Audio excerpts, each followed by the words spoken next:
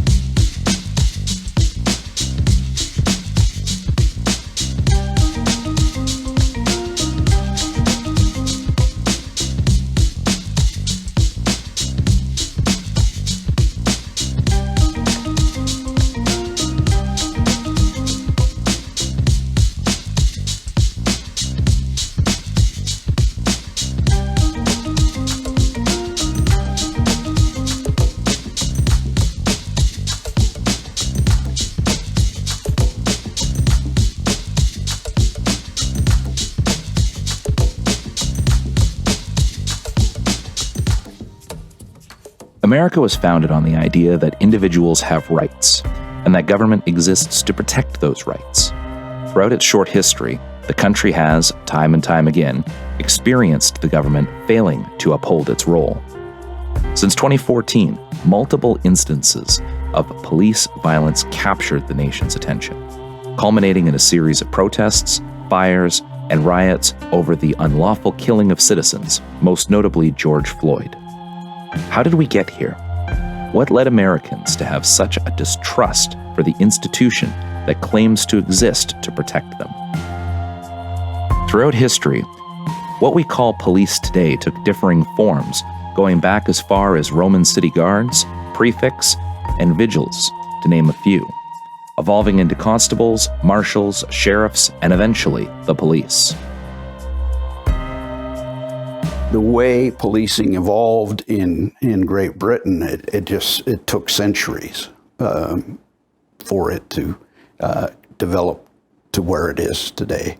If we go back to the Anglo-Saxons, there were no public police, and lords and kings were not involved in law very much at all. It was mainly the local community and a mutual support sort of arrangement. Someone gets robbed, they put out the hue and cry, as they said, and everyone in the village was expected to come out and help catch the bad guy. They began to expand their domain, I guess, legal domain. Say the public enforcement applies on the roadways, the bridges, all these public things. And then they said, well, strangers traveling through, they can't call on the local community for help. So that's a crime against the king as well. That means the king gets the restitution, any property confiscations, that sort of thing. This is a case that today we mostly associate policing with the government, but that hasn't always been the case. So in America, we've inherited a lot of our legal traditions and law enforcement from England, and say what we would commonly associate is like the first modern police force that we would recognize came about in London in 1829. It wasn't the case that you had, say, criminal law. You had a customary law in which individuals, cases would be between individuals instead of the state versus whomever.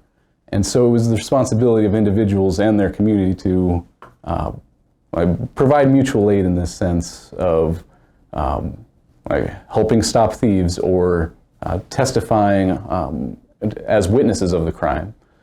You start seeing private kinds of watchmen, private policing. The Thames River merchants formed what essentially was a police force to protect their properties along the river.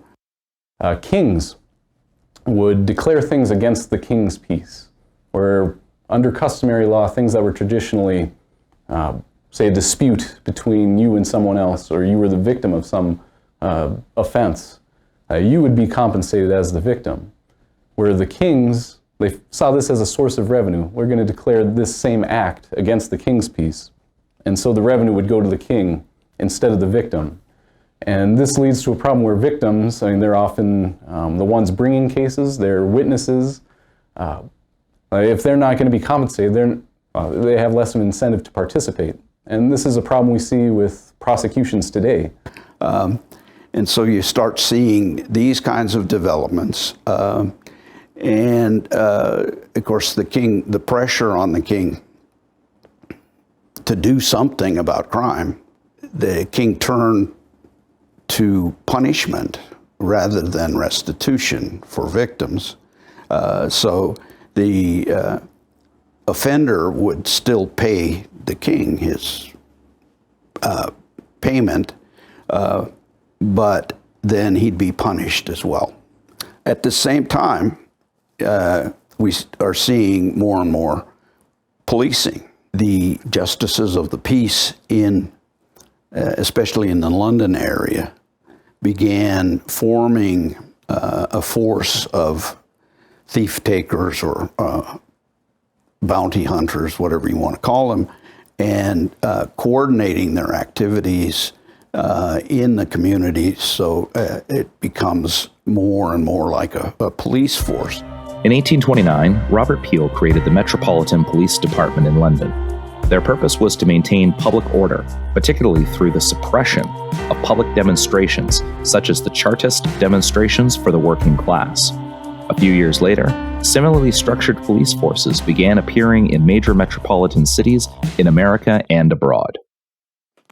So pressure rises to start publicly supporting a police force, especially in the London area. The first place that got police was Middlesex, which is where Parliament is. And then it spread through London, and it starts spreading through all of England. There was a lot of resistance to public police. People knew what was going on in France, and seeing the public police being used against the people, they were very resistant. So they required that the police could not carry firearms. They had to wear a blue uniform so people knew who they were. They were unable to, use strong force. They carried a baton of some sort, typically. But gradually over time, then we see development of the modern kinds of police forces in England. And it's about that same time that we start seeing sort of copies being developed in the United States. England's a national system, but the United States it was cities like Boston and New York and San Francisco where you see the first police forces. Then in America, the first modern police force that we'd recognize came about in Boston in 1838, and then by the end of the 1800s, pretty much every city had a metropolitan police force. But prior to this, you mostly have the sheriffs. Law enforcement was very informal. You didn't have this many government-paid individuals involved in it. So instead you'd have, say, night watch, sometimes volunteers, sometimes conscripted constables who would have the responsibility of serving warrants. But prior to that, the rise of those police departments, you mostly had private efforts as far as law enforcement went. So America inherited a lot of its legal traditions from England, and about the same time that England was establishing their first government police force that we'd recognize as a modern police force in London in 1829, it was shortly afterwards that kind of system was imported to America. But prior to that, you had sheriffs. They've existed since the founding of America. Informal security patrols, usually volunteer or sometimes conscripted. Constables, but once we hit the mid-1800s, government police forces started coming about.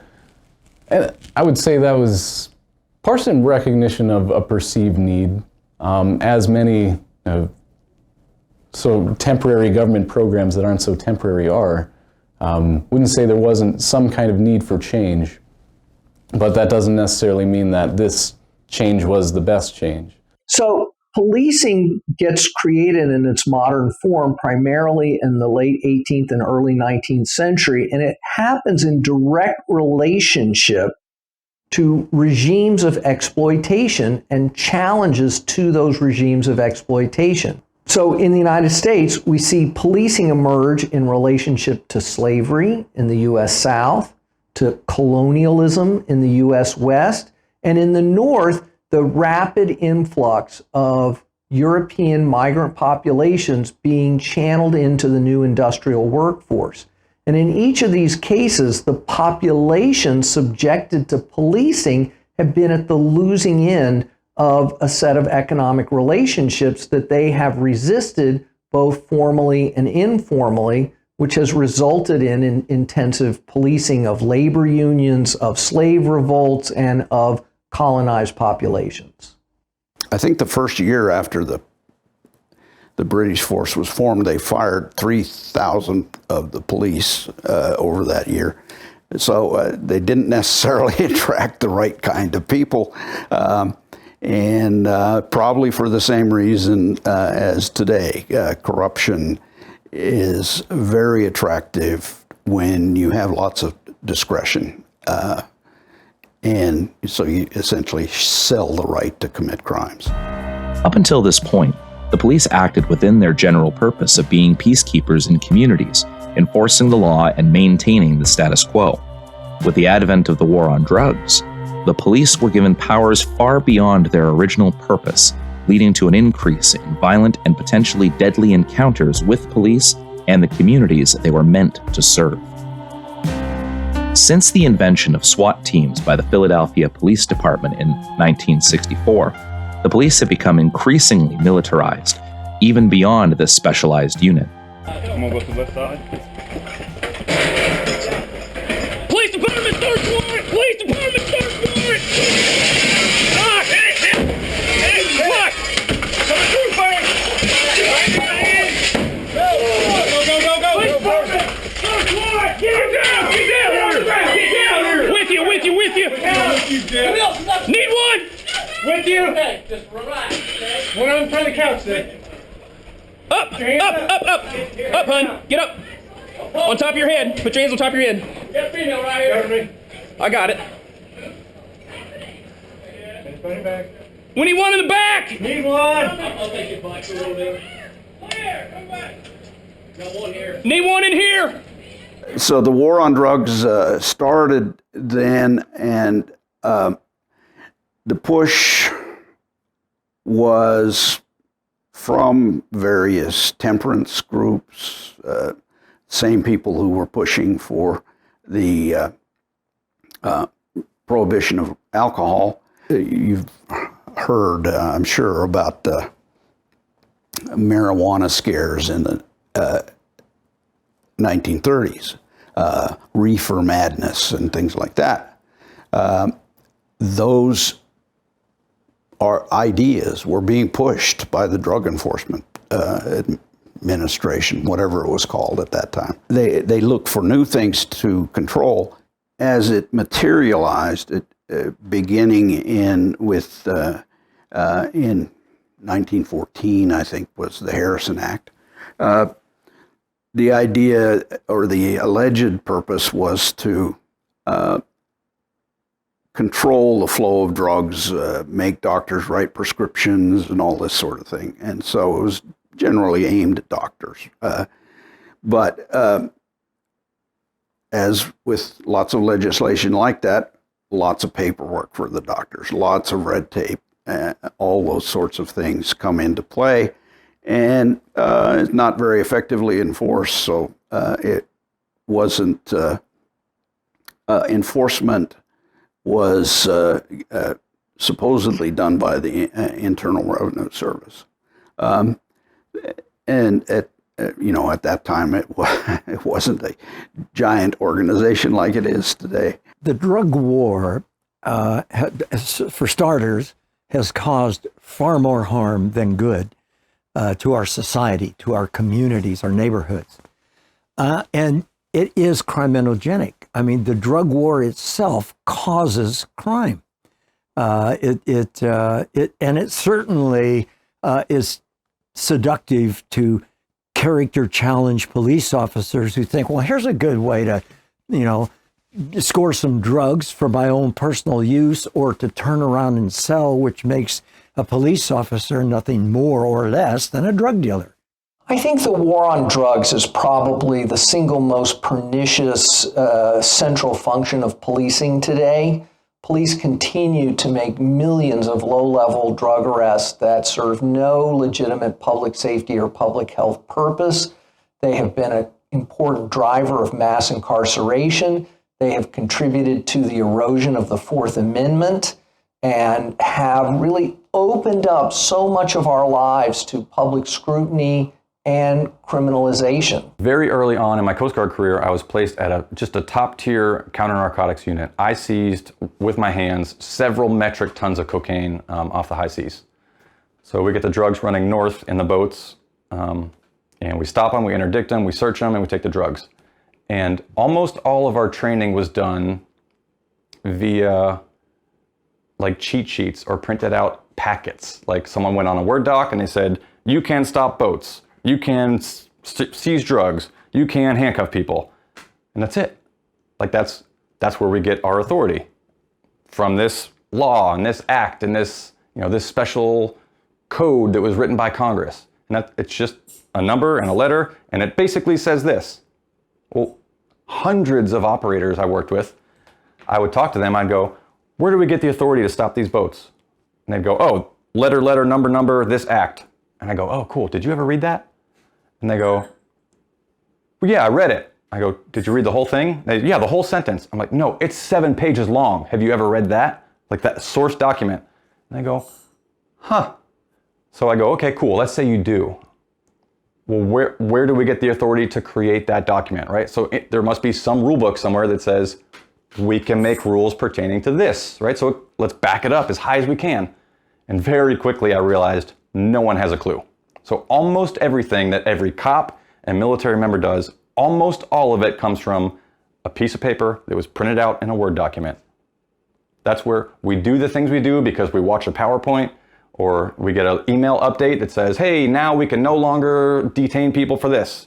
And you go, I saw it in the email. I guess we can't do that anymore. Or I guess we can do that now because, yeah, my sergeant sent me an email saying go for it. That's it. In the 1990s, programs like the 1033 program and other parts of the Omnibus Crime Bill placed more military equipment in the hands of local police, further increasing their lethality and the likelihood of altercations ending in violence or death. There's a lot of evidence that groups were also targeting minorities with the war on drugs, alcohol as well. I mean, supposedly a big reason for alcohol prohibition was to get the Irish out of their pubs, because that's where they did all their politics. It's changed its name over the years, but it's essentially the Drug Enforcement Administration, something along those lines.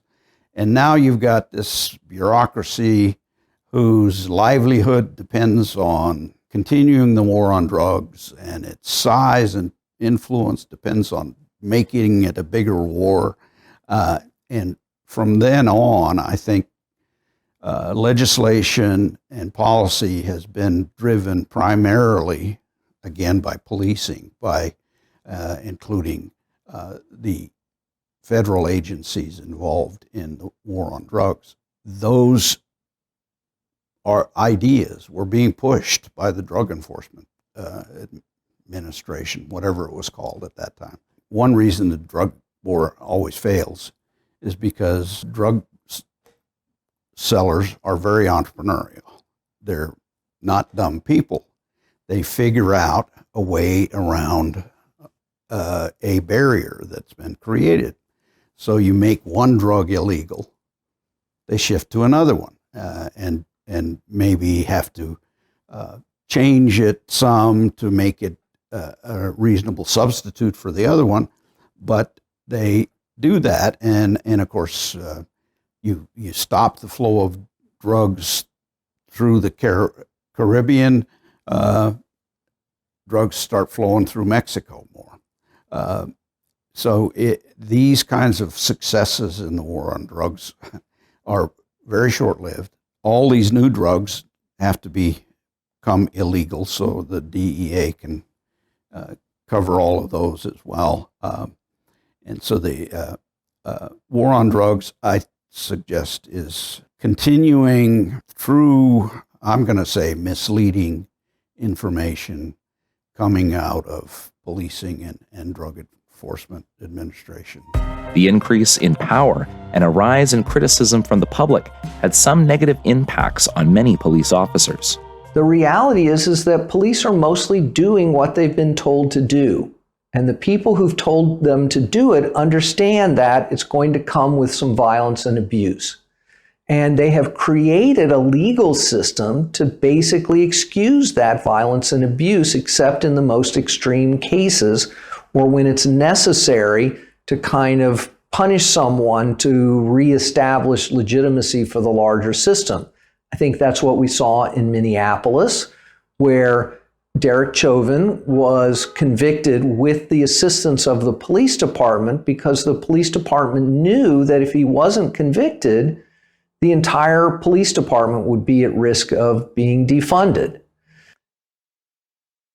I would say a good cop is an officer who shows up at the door of a family disturbance, any kind of an assault, any kind of lost child call, any kind of a call you can imagine, from a bank robbery to a domestic violence call, and is calm and is thoughtful and is an absolutely excellent listener and somebody who is watchful and observant and self-confident.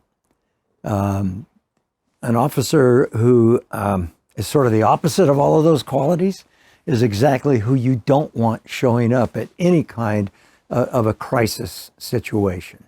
So you're looking for a cop who is calm, is confident, and has some maturity about him or her. If you're curious, go find a cop that's at like year 8, year 10, year 12, that's working behind a patrol car, and just talk to them. Say, hey, what other things have you done in your agency? And a lot of them that are at the 10-year mark, the 12-year mark, the 15-year mark, if they end up in a police car handling calls, it's usually for one or two reasons. Either one, they love driving a police car, or 2, they were recently very seriously punished at work, and their punishment is to go back to driving a police car. So what does that tell you? Those actions tell you a lot of things, and they also tell you that the people that are arguably the most important in a community, the ones handling calls, the first ones on scene, are the people that are young and inexperienced, or the people that are old and have been punished and now are miserable. I hear cops all the time say, I was on this special unit, I had life really good, and now I gotta drive a freaking patrol car. And they go, you know what I'm gonna do? I'm gonna park behind the grocery store, and all I'm gonna do is handle calls when they send them to me. And I'm gonna try and get out of every single call. And I go, that's good. Thanks for helping the community. Awesome. So most officers don't use a tremendous level of force. Many police officers never use their handgun, never shoot anyone in their entire career. However, police are violence workers. That's what distinguishes them from other government workers, is the authorization and capacity to use violence. And so when we mobilize police to address a problem, what we're mobilizing is that potential for violence. And since police authority rests not just on what the law books say, but ultimately on that willingness and ability to use violence, when police authority is challenged, police naturally have a tendency to escalate that use of force in order to not only resolve that on-the-ground situation, but to reestablish the primacy of police authority. For what? I'm not doing nothing illegal. No, I'm not. That is not the street, and you know that. And you know that. It doesn't matter. Show me what's your name. I ain't got to show you nothing. You don't Go walk ahead, away. grab Stop. me. Grab me if you want to. I will Stop. press charges on you. I will sue you. Walk over I here. will sue you. You ain't got to grab me, bro. So even many encounters where no one has actually broken a law, we see police violence because someone has engaged in what we call contempt of cop. You telling me to do something? Call your supervisor. You have to. I am the supervisor. No. I need to file an unsolved complaint on you. We already did it to you. Do it again. I am the supervisor. No. Call your supervisor. I am the supervisor. Yours. You illegally arrested somebody for filming. No, he didn't. Yes, you did. Yes, you did. You're not going to get away with it no more. I promise you that. I promise you. Or basically the questioning of police authority. It is the culture of American policing that determines, and indeed, I would say, governs who we get as police officers and how they behave on the streets. I don't ever remember an interaction going well where you become absolutely irate and belligerent at the drop of a pin at whatever officer you're dealing with. Usually doesn't help. So in the world that I want to live in, they should be able to accept, a verbal scolding from a citizen. But we are certainly more polite with people that are polite with us, right? And whether you're right or wrong, morally or legally, it's really tough to choose where you're going to fight your battle. And cops love saying, figure it out in court. They love saying that. Defense attorneys recommend the following 10 rules for dealing with the police. 1. Always remain calm and cool. 2. Never touch an officer. 3. Remember you have rights. Don't give them up. 4. Ask if you're being detained or are free to go. 5. You can refuse most searches. 6. Do not confess to wrongdoing. 7. Keep silent, don't lie. 8. Ask for a lawyer. 9. Demand a warrant for entry into your home. 10. Report misconduct later and don't argue. So a lack of effective monitoring, a tremendous amount of discretion, and perverted incentives like asset seizure laws are big factors in preventing police from being good police. In 1998, Officer Salazar was attacked by a gang of criminals while helping a robbery victim. He was brutally beaten and struck by a car. when all of a sudden a car came out of nowhere and hit me. I felt the snap breaking of my right leg near the ankle area. The ambulances soon arrived. I saw the helicopter up above. A lot of police showed up in response to an officer needs help, call 911. Some of the symptoms that I experienced immediately after I had come out of the hospital was I was paranoid. I was thinking I was going to get attacked again. I had what they call hypervigilance. I was always looking over my back, wondering if I was going to jump or get attacked. I was having nightmares. I had never had any problems with being an abuser or anything prior to that event, but I changed. When I came back, I started drinking immediately. I developed an I don't give a fuck attitude. I don't care about nothing. And I started to become violent on the streets. There's a lot of things that happened to me that I didn't realize were cumulative in creating the human being, the monster that I would become eventually. I would become a bad cop. I remember one of my partners, one of the rookie officers, and I graduated from the academy, he was telling me, you're gonna like working with Bill. He's killed out 8 people, you know? And so here we were, having a mass murderer, serial killer cop on the job. And it was normalized. He wasn't the only one. There was a lot of other veterans that also had the same issue, that would fight with the rookies, that would yell at them. I remember one time one of my rookie partners, my classmates, was telling me about his training officer. They were clearing a house for a potential burglar. He had him stay at a window to keep an eye.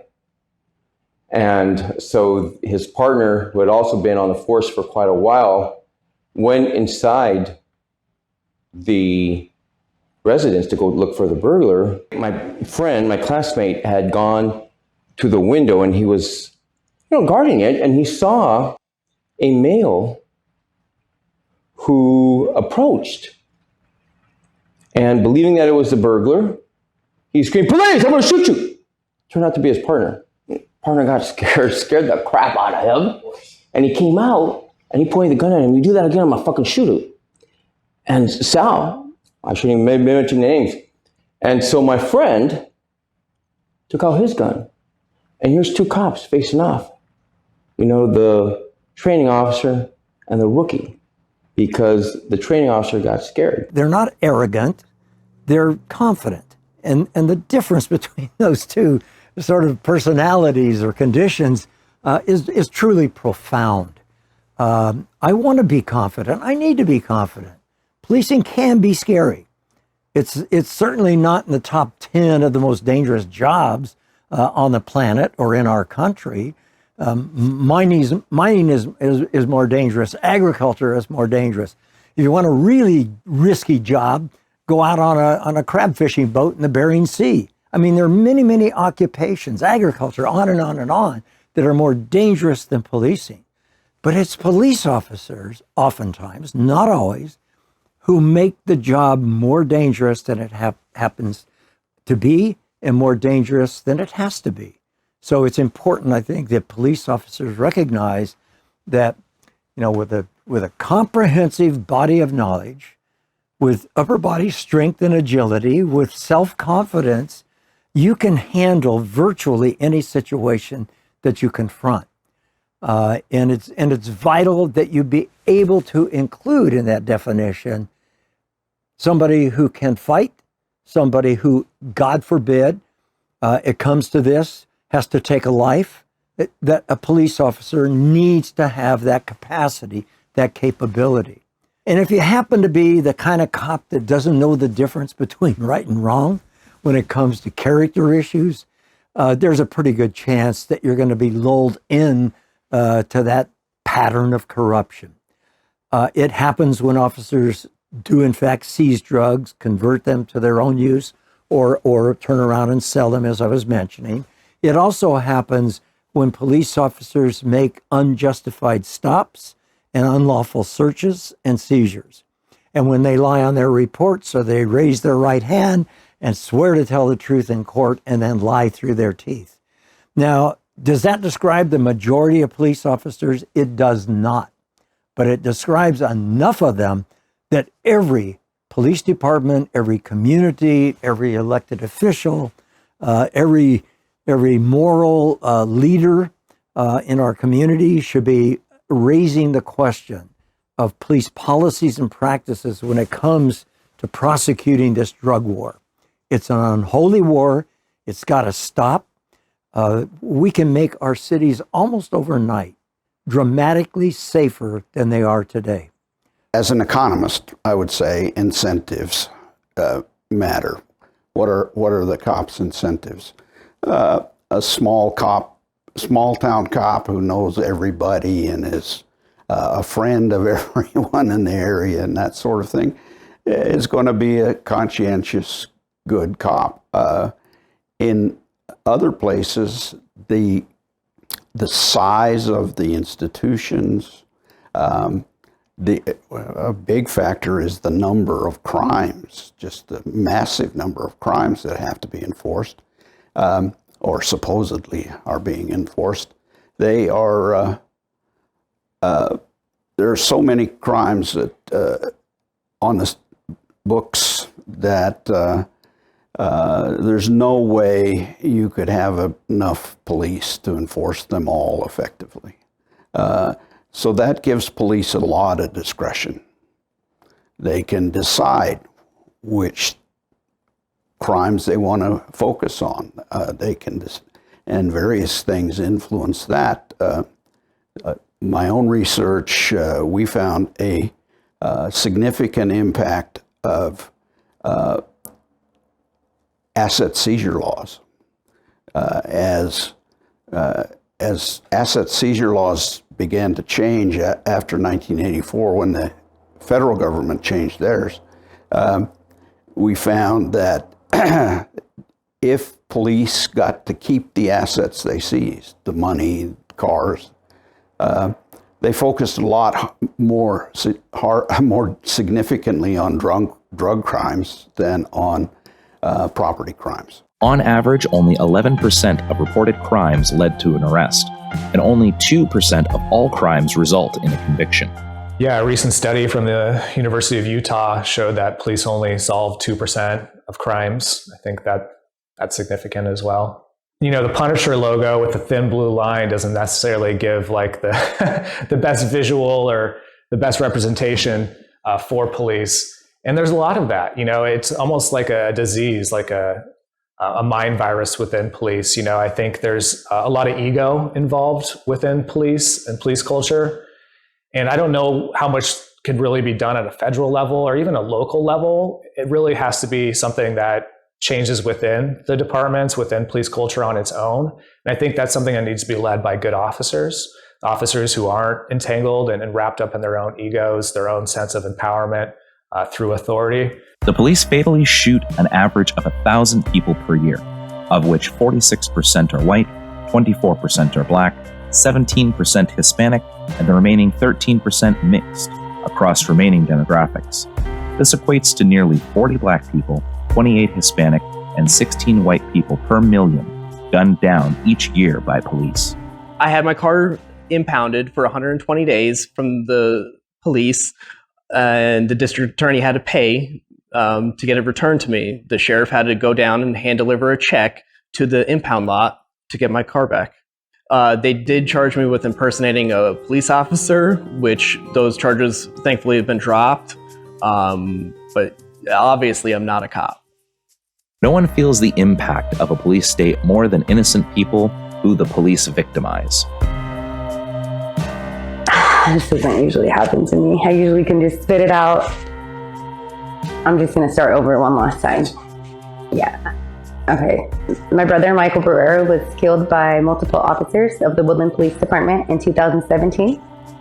He was asphyxiated and tasered He was beat. There was 5 officers. They were on top of his body while he was saying he couldn't breathe multiple times, screaming out for help. So an assault started in his home, and he ended up about a mile away, and that's where the cops cornered him in a cul-de-sac. All of this is most of it's on video, all of it's on audio. So there is proof of what happened to him.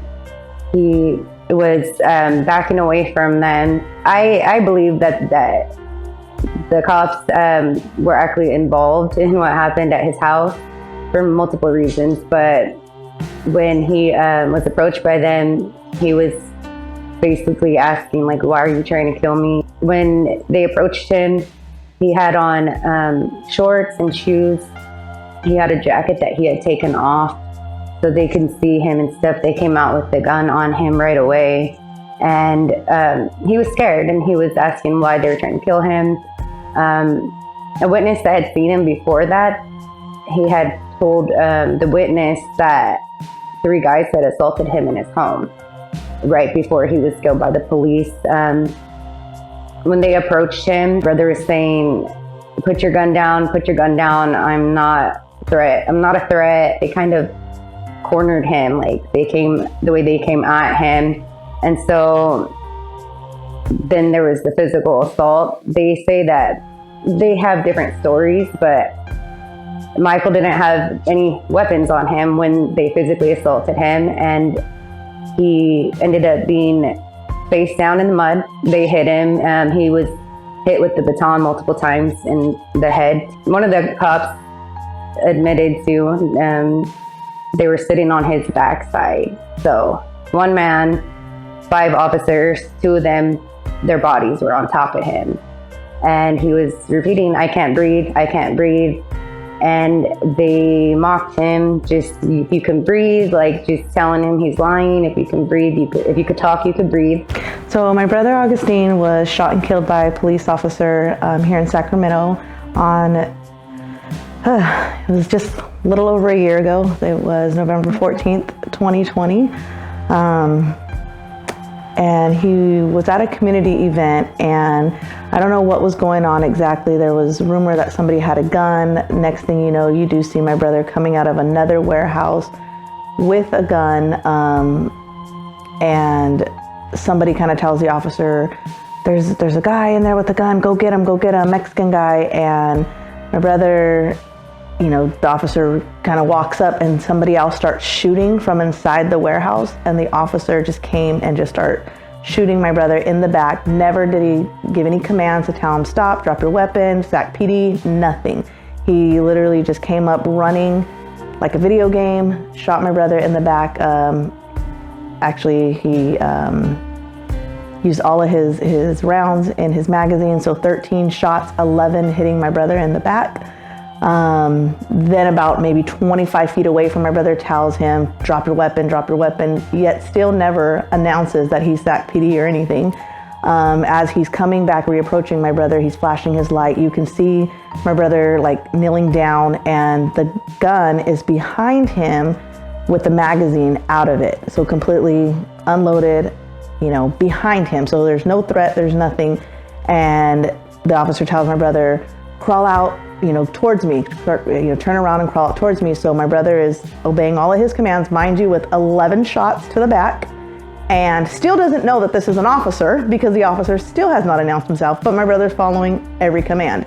So he begins to turn around, and the weapon at that point is in between my brother and the officer. So at that point, my brother slides the weapon towards the officer, kind of like, again, no threat here, here's my gun. Again, still doesn't know this is an officer yet. My brother's words, literally 7 last words was, I didn't shoot anybody. So as my brother slides the weapon to the officer starts saying, asking people that are coming out of the warehouse, where's the other shooter? So it is on video body cam when the officer is being interviewed by a lieutenant, that he tells the lieutenant that he did see another shooter in his peripheral, but yet he's still hounding, focused on my brother until that shooter actually got away. My brother never shot his weapon. The police, SAC-PD, did say that they did do a GSR report. You know, there was no gunshot residue found on him. The magazine, like I said, was unloaded when the officer was reapproaching. I guess there's a safety mechanism inside the weapon, because there was one round that was chambered, but unless the magazine is actually, you know, inside the weapon, it's not going to go off anyways. So there was no way for him to even shoot or anything. And this is all clear on video when you actually watch the unedited version. However, the narrative and the version that the police put out was that my brother was waving a gun at people and that the officer told him multiple times to drop his weapon and he did not comply, so the officer shot him. My son would be alive today if that officer would have said one word before shooting, and if he would have just said police, my son would have dropped the weapon. He might have went to jail for having a gun, but he would be alive. So we have all of that on audio, the last moments. You can hear when the cuffs were put on. It lasted for several moments, and yeah, I don't know like what everything that led up, because I wasn't there, and there's nobody that was there besides Michael. But what I do know is that the assault did happen in his home, because the home was totally torn up. So the police also do have, they have the pictures that they went to the house to check. I say they broke into his house, because immediately they were in his home when he didn't get killed there. So we questioned that right away. Why were you guys in his home? And there was blood marks in the home. So there was signs of a struggle and a fight, and that evidence never went into play. So their story, when it first came out, was that my brother got in a fight with a lot of cops, that he didn't have weapons, but that he ran from them. So that was what they told us. And then about 15 minutes later, the first news release comes out, and it says that a man was naked, that he had a knife, a golf club, and scissors, and that he was trying to attack cops, and that he was breaking into cars. And I hate repeating this, because it's just a horrible narrative. It's a false narrative, because they had just told us to our face a whole different story. So when we first heard everything that was going on, that was the story that we were told. Yet knew in our hearts, that's not his character. That's not like him. Something doesn't add up here. Then about a week later, we got an edited version of what had happened, but it was the police, incident report. And based on even their written report, once you see the unedited versions, it doesn't line up with what they wrote. So the way that they portrayed it and the way that they told the news, so the news also, just said the same thing without really investigating. They went with the narrative that, after multiple attempts, or after the officer asked multiple times for my brother to drop his weapon, he finally does. And they show him when he's turning around, pushing the weapon away. But if you actually look at the unedited, it's clear as day that the magazine and the gun is behind him, out. And I remember when we first watched the edited version at SAC Police Department with the chief and one of their lead investigator supervisors.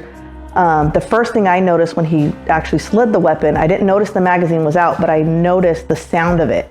I said, it sounds so light, like a toy. I mean, you can just tell it was not heavy at all. And then as we got the unedited versions, then I went through, watched them numerous times, and then I was like, wait, there's the magazine out. Wait, hold on, and you can just see clear as day that it's all there. On March 2nd, 2014, it was around 8:30, 9 o'clock in the morning. Gabby had gotten into an argument with my mother, and she wanted to leave and take one of my cars to go cool down.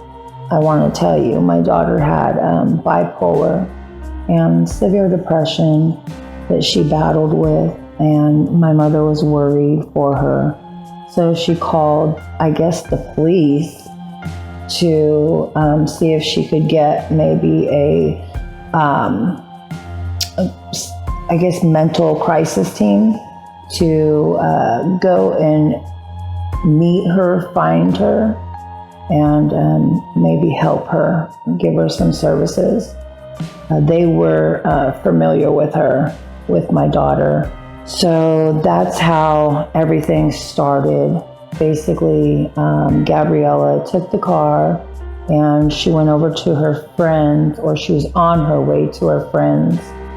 My mother lived on Antelope Road, and her friend lived on Madison and Sunset, which wasn't too far away. The police got a hit on the load jack, like a GPS.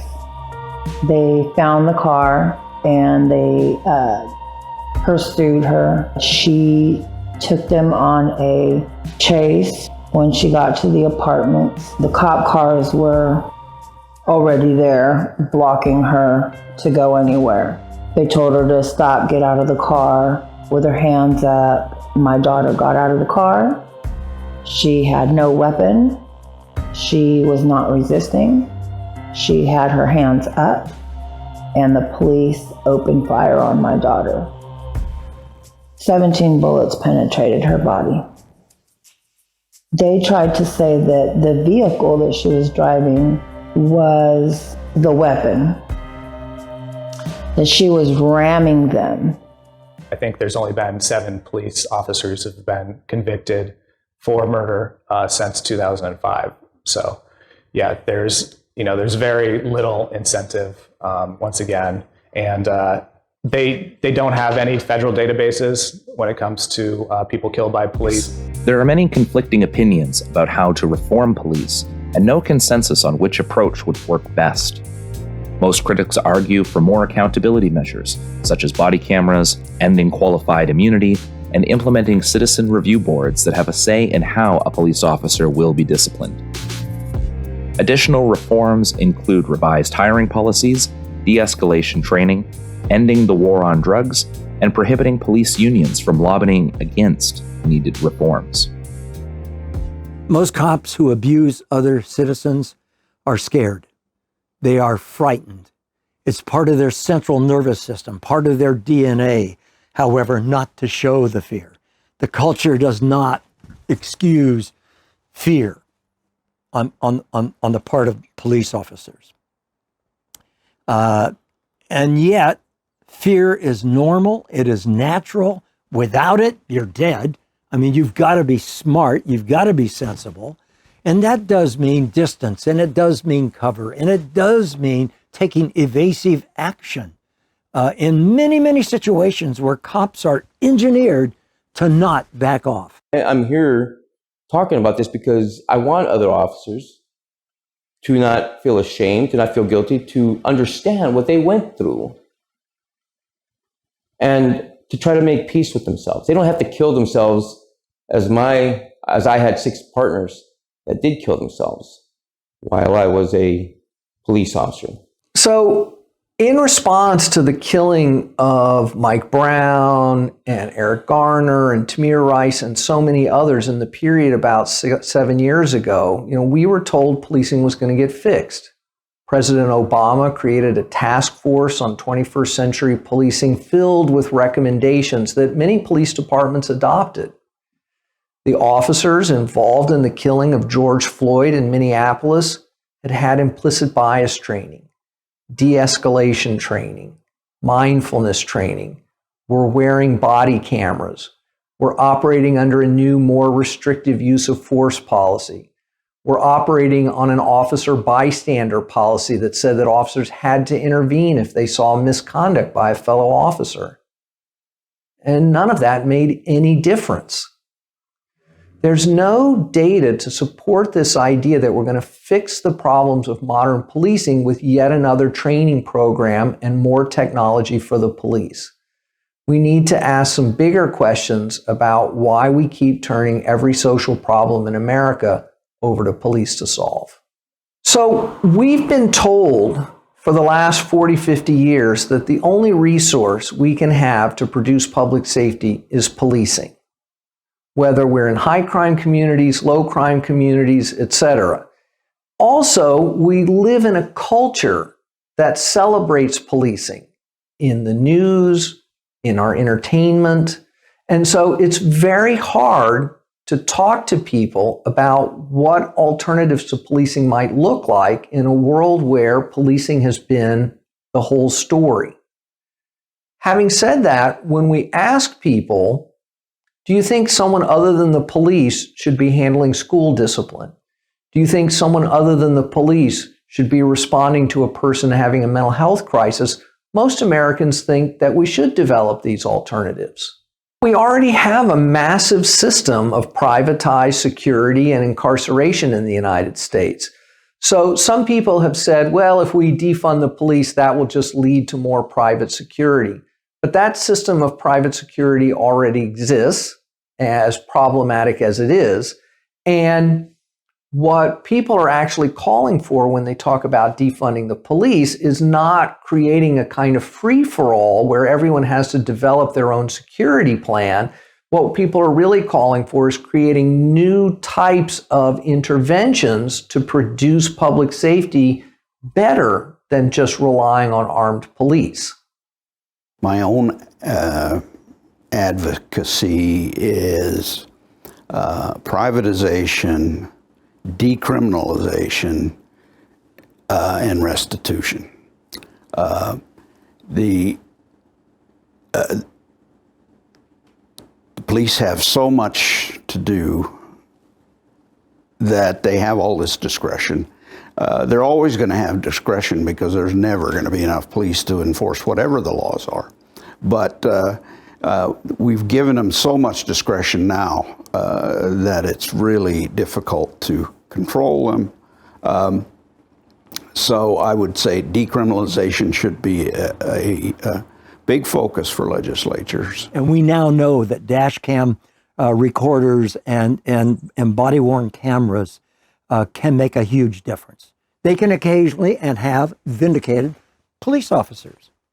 That's not bad. I mean, police officers, that's not what happened. My report is accurate. What I reported to my supervisor is accurate. And by the way, here's the evidence. We saw, because a young teenager pulled out her cell phone on that street corner in Minneapolis back on Memorial Day of 2020 and started rolling. We saw what really happened, not what the official report originally said, a medical problem. Well, of course there's a medical problem.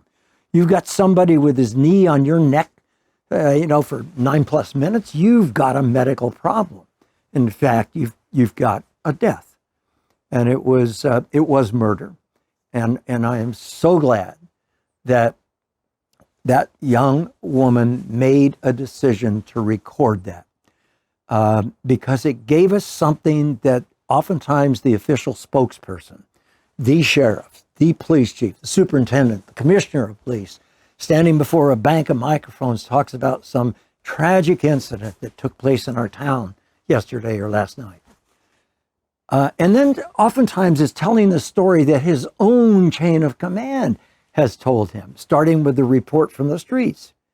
But unless you have this kind of evidence, there are so many of these controversial incidents, they're going to go, they're going to be inaccurately reported.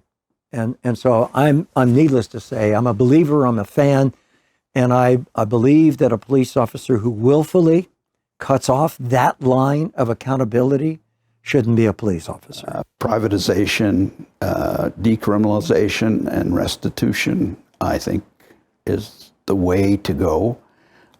It won't happen. It can't happen overnight. Defunding police can happen overnight, but it'll be disastrous. You have to have something in place before it happens. The market reacts very quickly, of course. So if the barriers to private security are lowered, you have a market potential that will jump in. If I couldn't get rid of government policing, but I could make some changes. I would talk about the processes of hiring. It's an absolute mess. So I would absolutely shred that entire system is what I would do. I would turn it into, if I want to hire somebody, I sit down, I eat lunch with them, I talk to them one-on-one, and I go, okay, you're a psycho, or I go, this sounds really cool. We'd love to have you. There is one cop, chief somewhere in the Midwest, he said he did change his hiring process, and it was, they threw out the polygraph. So they used to do polygraph every person, and now he said, we've gotten rid of the polygraph completely, and he said, we hire people part-time before we make them full-time, and we tell them that, we're open and honest. And if we hire them, and they show up, and they work 1 day a week, and they work really hard, and they keep doing that consistently, we bring them on full-time. So I think that's an option. The other thing is, besides the hiring process being a mess, it's the promotional process and the special teams process. So this drove me crazy, and I would love to change this if I could, which is everyone in almost every single police department across the nation, you start as a patrol officer. You get behind a police car, you get a gun belt, you get a patrol uniform, and you handle violent, crazy, wild calls. You're the first one on scene. SWAT is almost never the first one on scene. It's a regular patrol cop. And people would probably love to perform in an area that they have an interest in, they have a skill set in, and they're passionate about. And you're prohibited from doing that. On your very first day on the job, you're prohibited from bringing your special skill set into a police department, and sometimes for several years. So as politics aside, you have a lot of people with skill sets that come back from foreign wars, and they become police officers. And sometimes so many years will pass, and their skill sets will deteriorate to the point where they're almost useless now. And then they get expected to go back onto a special team later in their career because we have to wait X amount of years. You have to do this job you don't want to do for so many years. Oh, then you can go do that thing you're really good at. That's wild. Some officers should never have been hired.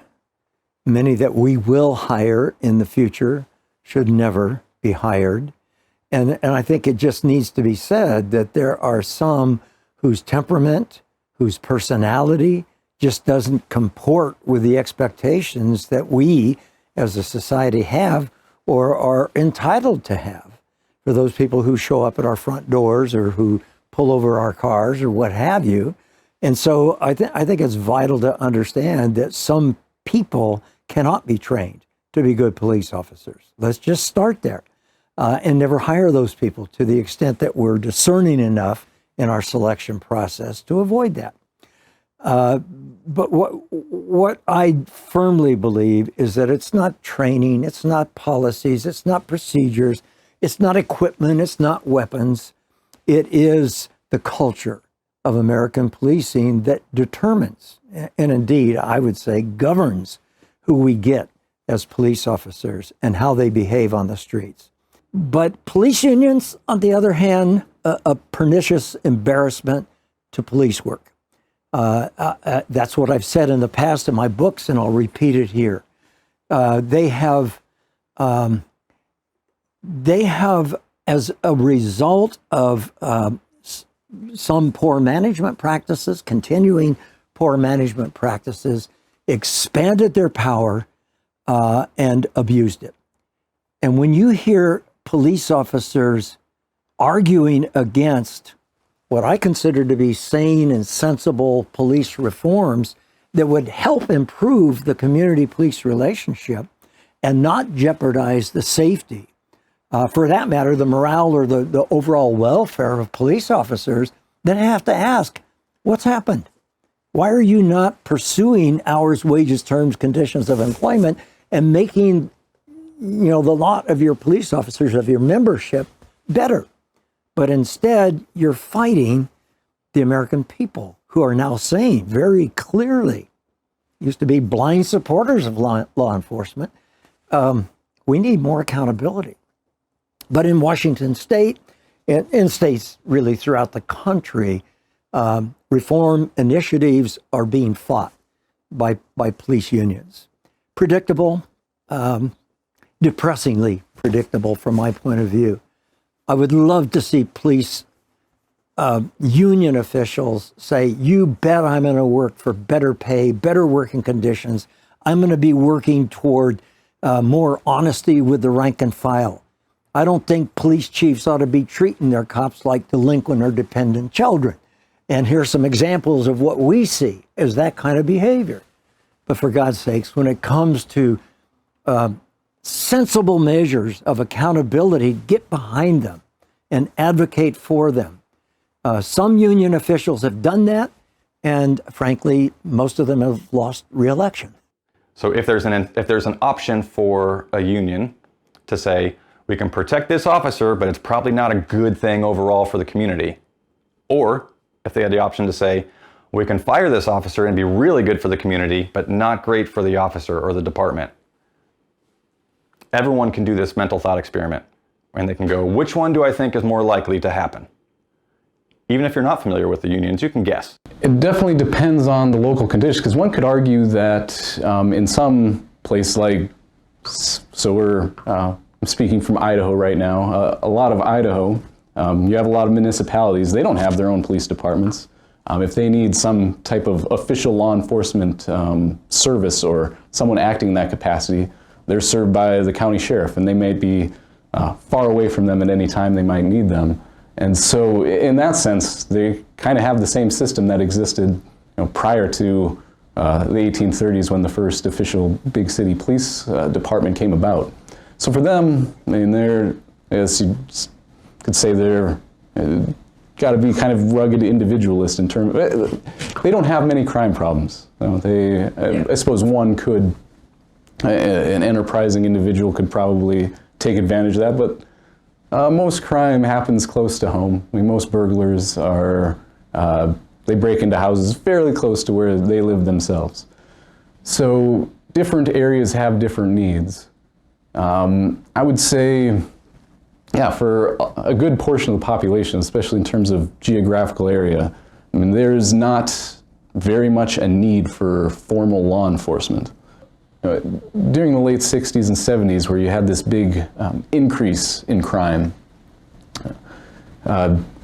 people said, oh, this model isn't really working, so we should try doing something different. And so this is about the time that community-oriented policing started. And the ideas associated with this, I mean, thinking of contrasting it with that professional era, is that police should be focused on not just crime, but overall quality of life issues. A very influential paper in this regard was called Broken Windows. You might have heard of Broken Windows Policing. This was from an article in The Atlantic, actually, in the early 80s by Wilson and Kelly, in which they argued that certain neighborhoods, like, people aren't necessarily afraid of, say, violent crime, but they have a sense of fear if they go through a neighborhood where, I mean, windows might be broken, or there are other signs of disorder, like panhandlers or drunks or graffiti or these types of things. And their idea there was that if something like a window is broken or you have these other signs of disorder, if those aren't dealt with, this indicates to people that, oh, people in this neighborhood don't really care. I can engage in crime without really any consequences.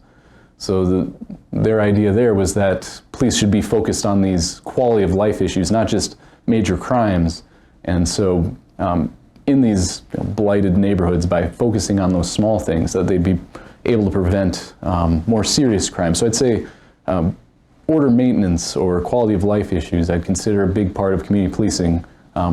Perhaps more of a core aspect of community policing are these police community partnerships, whereas I mentioned before that it's Joe Friday, just the facts man, is like we're the professionals. The idea, one of the ideas with community policing is that the community, individuals should be really involved in partnering with the police to solve problems. The events that led up to me creating an organization that protects people and trains them to protect themselves was pretty much two events. One event, the first event, was a woman being chased off a bridge after she was taken out of a car in front of a crowd of people. A 14-year-old girl was attacked by a mob of women, and I was told not to interfere by a sergeant on the Detroit Police Department, and so I did not interfere in the beating and attack of this child. And that's because it wasn't in the buildings where I was working. It took place in the street, and I was told, don't get involved because If you do, then you will be in trouble. I didn't want to have trouble with the law enforcement, so I thought, you know what, I'll just follow exactly what the sergeant told me, and I'll call 911 repeatedly. And I did that. And then when the girl got out of the hospital because she had been attacked by these women, they sprayed Raid in her face, Roach Raid, which gave her chemical burns. I took the mother and the daughter to the police station the next day against her will. The mother asked me, she said, what do you want us to go to the police station for? I was like, what do you mean? Your daughter was attacked. If you're a good mother, if you're a good citizen, you'll do this. She was like, what are you talking about? The police don't help you. I was like, the police do help you. Stop it. You just got to be a good citizen, a good mother. And she, she was like, where are you from? I grew up in Ann Arbor, which is a college town where University of Michigan is. My mother's a doctor. I went to school in West Germany. She was stationed overseas in the military. My father's a school teacher. For me, I didn't know that people lived in a place in the United States where they're inherently in danger and there was no protection. I really believed that you simply call 911 and they come rescue you. And I guess that's from television, but that was my belief. So I created a martial arts system, which I call a survival system, that teaches you how to legally defend yourself on the ground, standing up, using a baton, a knife, a pistol, a shotgun, a rifle, and how to defend yourself legally, meaning you have a threat continuum.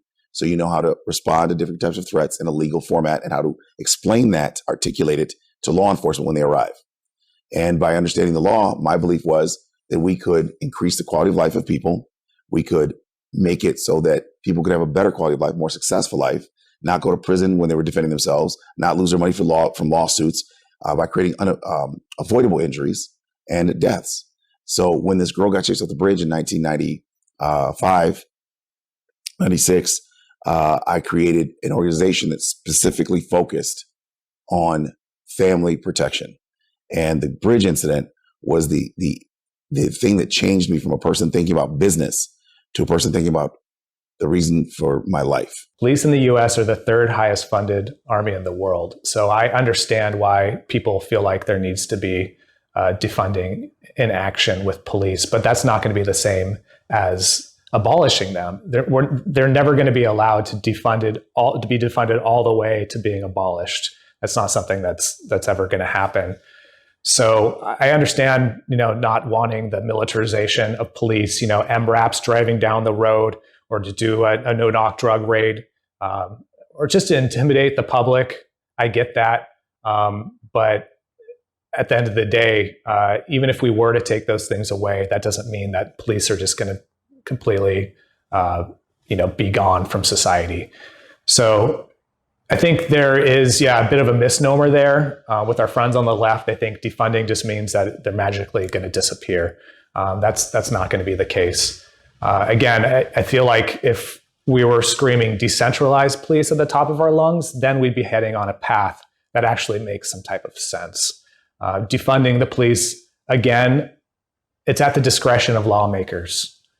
Again, having the discretion of the lawmakers be our North Star, that's just, it's not smart. It's not going to be something that produces results. So I went to the building owner that owns a 17-story building, another 10-story building, and a bunch of other buildings in the area. It's 10 buildings in one square block. I lived in the middle-class building that was in the major road, East Jefferson in Detroit, on the east side. This neighborhood was known as Crack Alley, according to police and the civilians, because of the amount of violence that takes place there. And really, here's what I found out. There's no violence. There's no violence problem. There's no protection for the families. There's no protection for the people. We only protect what we believe is valuable. We only protect what we love. If you do not love these people, you do not believe these people are valuable, you cannot protect them. It doesn't matter what you're talking about with money. So what I did was, once the wealthy man basically laughed at me when I said we should put better doors up for safety, better lighting, safety. He's like, listen, I'm glad to hear you care about your people around here. I was like, I'm not from here. I'm from Ann Arbor. It's a college town. We don't have these problems where I'm from. People like you'd be in jail probably. If you ran a building where I lived, they'd put you in jail. Okay. So I was like very offended, but also confused. Remember, this guy's extremely wealthy. Like, I'm trying to help you, but he's not understanding. So really the problem isn't him though. If I'm going to make this sale, of an idea that's going to be something that's going to motivate someone to want and inspire them to want to change, then I'm going to have to be innovative. I'm going to have the intellect, ingenuity, and initiative to create and inspire the change that I want to see. So I went back to him the next day after doing some research, and I said, sir, I said, you lost $70,000 last month when there was a murder. He was like, yes.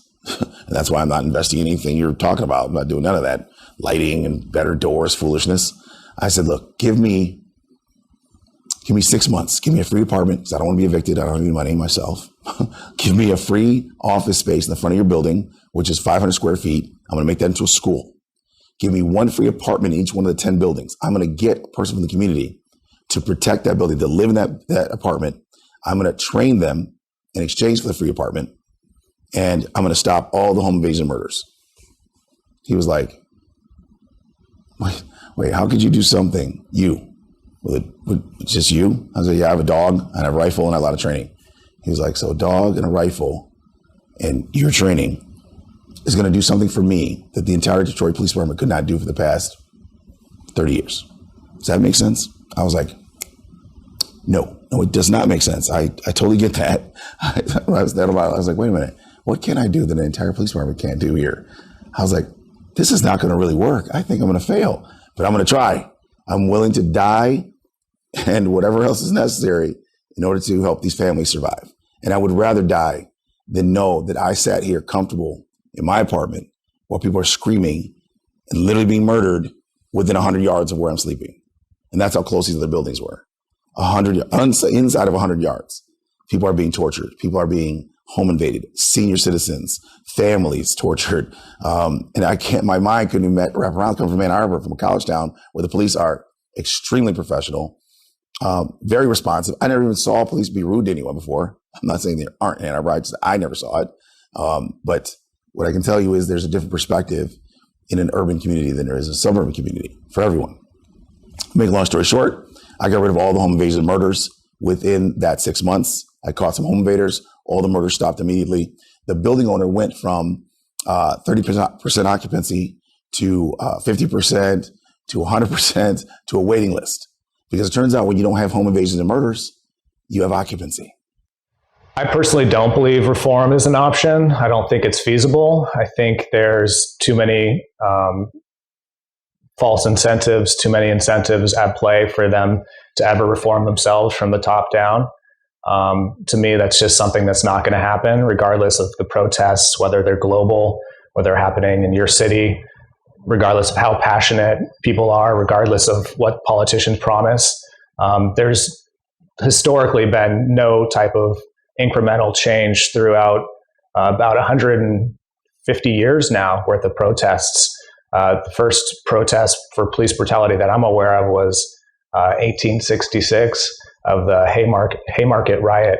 And I believe, that was the very first time that's documented anyway that I could find that there was some type of police brutality protests. So the idea that something's going to change through protests seems totally unreasonable to me.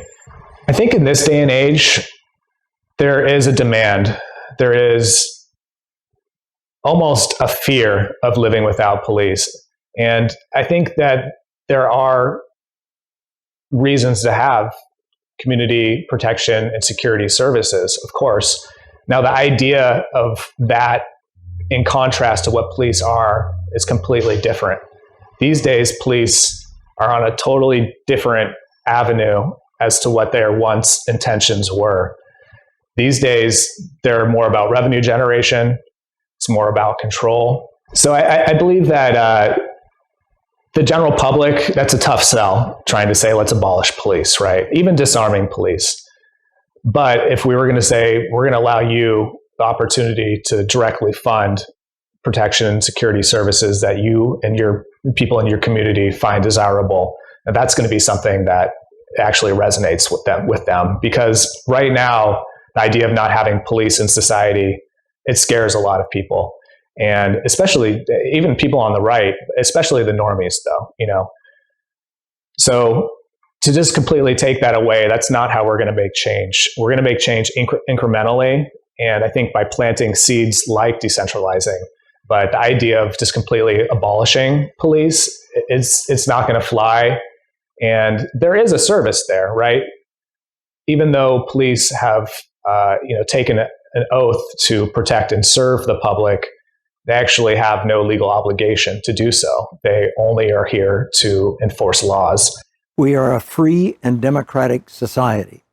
And that means that police have got to be working with community, and not just blind supporters, but critics who have earned, in many cases, their criticism of police policies and practices.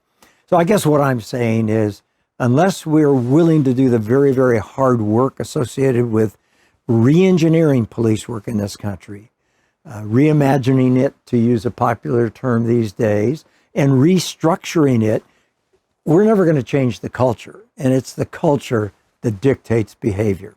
Average person, of course, we need police. It isn't salvageable. There's no possibility reform's ever going to happen. If anything, it's going to continue to get worse and worse. And I'll say, remember 1990s, the Rodney King video? That caused riots, huge riots in LA. Now people see police accountability, now people see police brutality videos, and it's something that's just, they're desensitized to. We've become acclimated to it. So at one time, there was outrage about these types of things.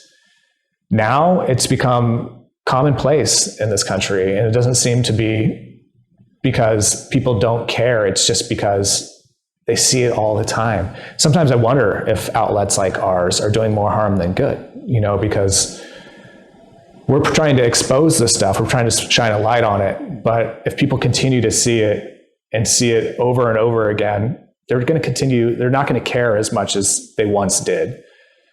We will produce new generations of police officers who will carry themselves in ways very differently from the way many, not all, of today's police officers carry themselves. That kind of swagger, that kind of arrogance, that sneer on the face. They would no longer present that human being in a family beef call, in a daytime residential burglary call. They're confident, they're competent, and they can, in fact, handle themselves. They will not be defeated. It's an attitude, and it's a decision. Because if you make that decision, then you've got an obligation to study a body of knowledge, to embrace, study, and practice a set of skills, so that the person you take in to a violent or otherwise frightening situation is somebody who's truly under pressure, calm. That's what people there need. Moms and dads and kids and teenagers and the people among us who are just so angry, oftentimes hurt, oftentimes abused and neglected as children, but they don't present that way. They present as really angry and pissed off. And man, if we can find it in our imaginations, if we can find it in our leadership, to say there's a different model of an American police officer and an American police department that's very different from the 2021 version, I think we'd all be better off.